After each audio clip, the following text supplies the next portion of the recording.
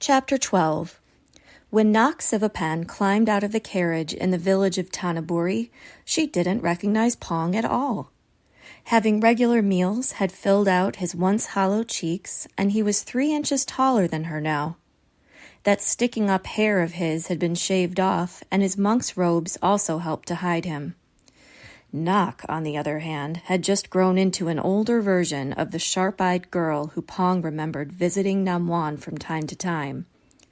She hadn't sprouted up the way he had. She was small, though her regular Spire fighting practice kept her strong. Her hair was still chopped straight across her shoulders, and she wore the same wary, serious gaze. Even if Pong hadn't been dressed as a young monk in training, Nock probably would have glossed over him. She was distracted. Her family rarely traveled outside of Chitana City, and the small mountain village was a curious sight. They had left the twins at home and had taken a barge downriver to the base of the mountain, where they had boarded a horse-drawn carriage. "Horses!" her mother had gasped when the carriage rolled up to the dock.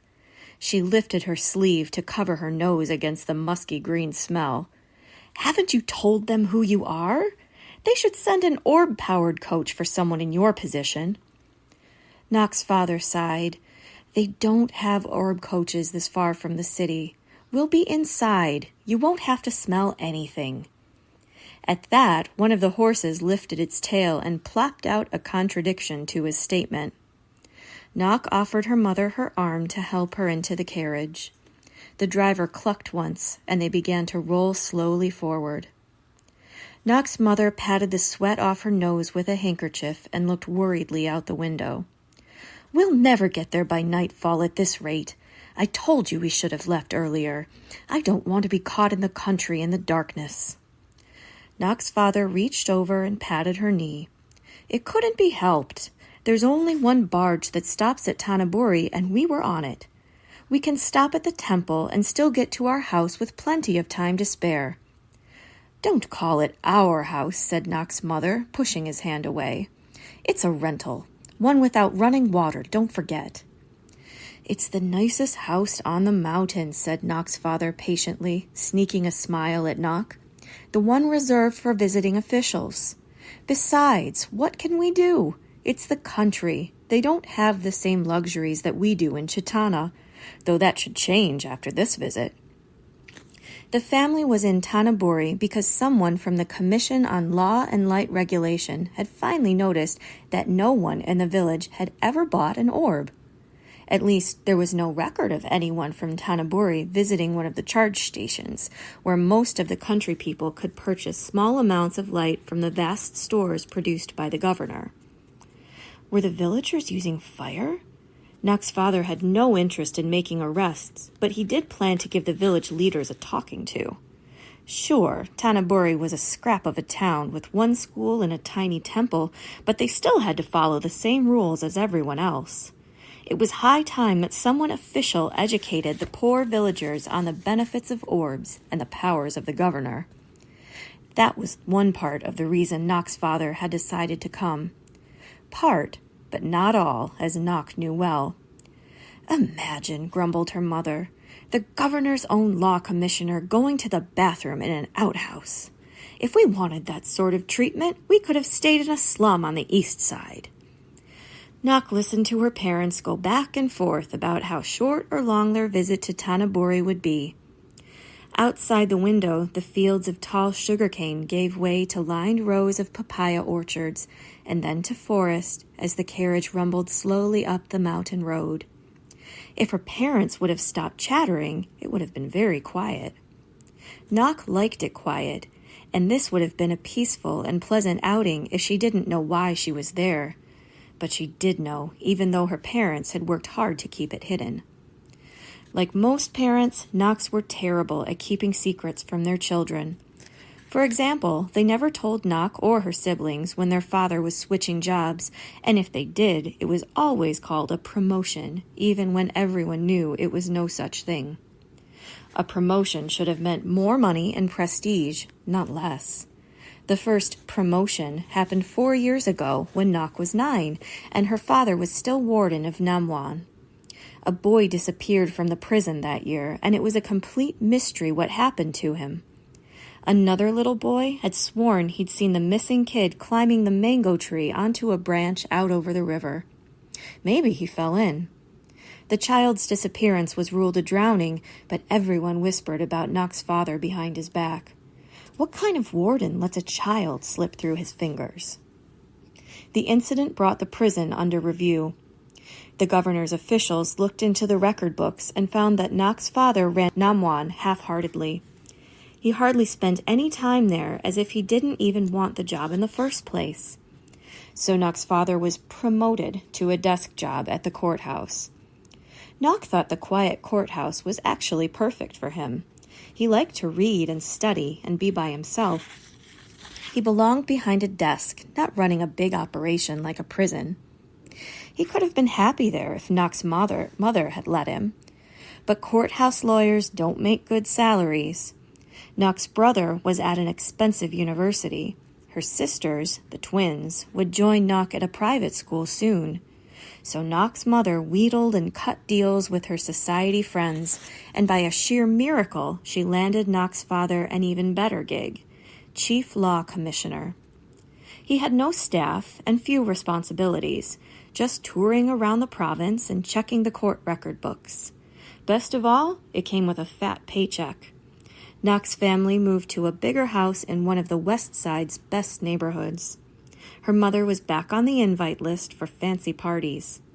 With everything going so well for the family, her parents should have been happy. But something was the matter. Nock's mother had been watching her. Even now, as the carriage creaked slowly up the mountain, Nock could feel her mother looking, her eyes disappointed and full of sadness. It was as though Nock had done something wrong, but that was impossible. She had never once in her life done anything wrong. Nock was the perfect daughter. That wasn't bragging, not when it had been such hard work. She was at the top of her class at school, beating every other girl her year by miles. And last month, she had won the citywide Spire fighting championship for her age group. Everyone from the city had come out to watch the competition. That was when Nock noticed her mother's stare for the first time. It had been the best night of Nock's life. Her opponent was a tall boy with a loud mouth named Bull. More like Mouse, thought Nock, as she swept her leg behind his knee and toppled him backward onto the mat. He sprang back to his feet quickly, his staff ready to strike. But Nock could see the uncertainty in his eyes, the horror that he was about to get beaten by someone smaller than him in front of everyone he knew.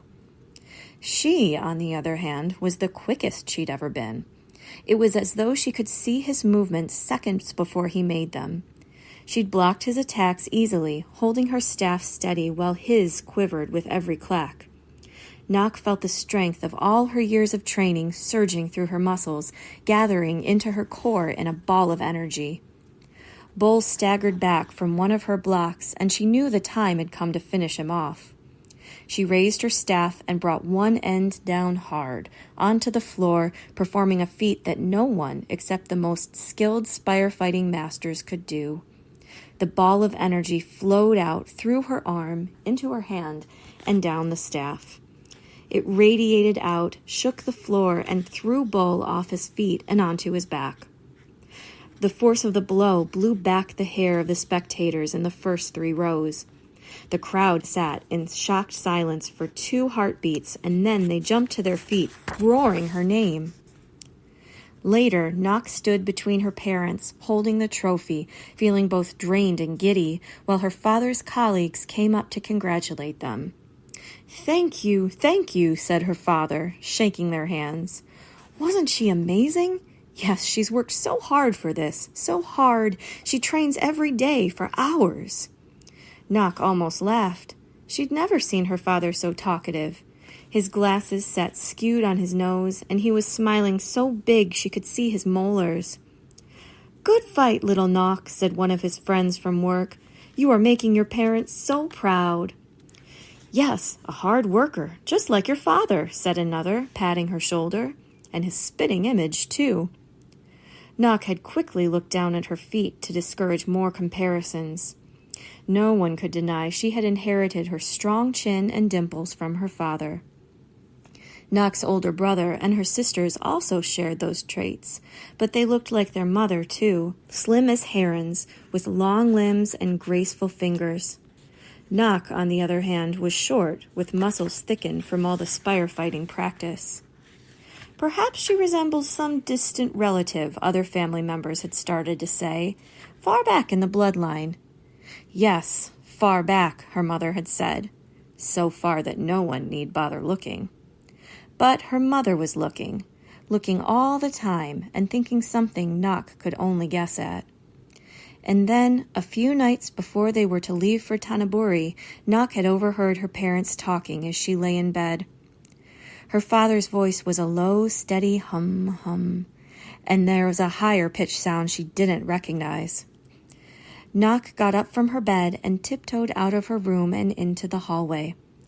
Spire fighting was an ancient practice, and one of its elements was the nothing step, a way of walking so quietly that nothing, not even the dust, knows you are moving. She crept closer to her parents' door. Their lights were on, and she couldn't make out their words over the buzz of the orb lights until she was just outside the doorway. As she leaned her ear to the door, she realized what the high-pitched sound was. Her mother was crying. There, said her father soothingly. Please don't make yourself so upset. We've lived with it for this long, and we can wait it out. No one knows. They do, sobbed her mother.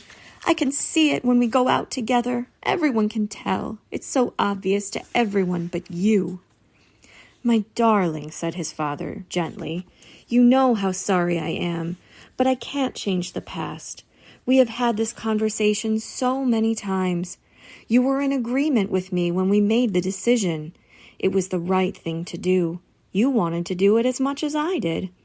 Yes, I did. I still do. But imagine what this is like for me. Nock's mother took a deep, shaking breath. Her voice calmed, and she spoke more measured and low. You have to think of your son. Next year he'll graduate and be out in society. He's primed to make a good match with a girl from a good family. But no one will come near him if the truth comes out. No one will want to take on that kind of scandal. Nock heard footsteps pacing the room, her father's. So what are you saying? That we turn our family upside down because of gossip?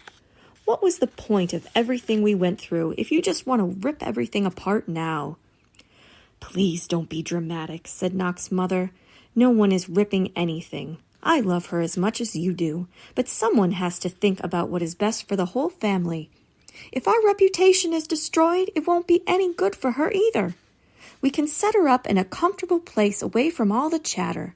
She can grow up happy and healthy and someday marry a nice boy from the country, someone respectable but not connected to anyone in town.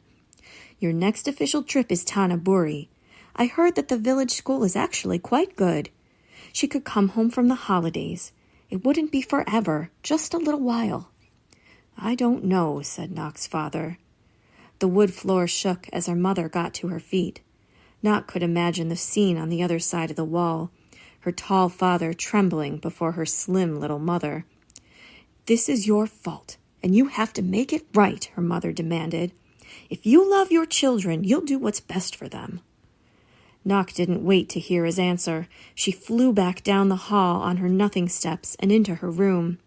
She knelt on her pallet in the darkness and clasped her hands together on her knees. Her thoughts galloped wild in her head. Nock had realized long ago that she was not her mother's daughter. But she was her father's. She was sure of that. It wasn't just because they looked alike. She knew it from the way he smiled at her tournaments and beamed so proudly when she brought home her reports from school. She was his perfect golden girl. Nock's parents had never once spoken about her birth, and she had never asked. She didn't feel the need to know any more than she already did. This unnamed secret was something passed silently among the three of them, like a pebble one of them always kept tucked inside a pocket. It was enough to know it was there. She didn't need to hold it up for a closer look. But based on what she'd just overheard in the hallway, their little secret had clattered out onto the floor. Every week, Nock's mother's society friends gathered around her family's dining table for cards, dealing out gossip as they dealt out their hands. It didn't take much effort to imagine those same gossip sessions happening at some other dining table, with her own family as the subject.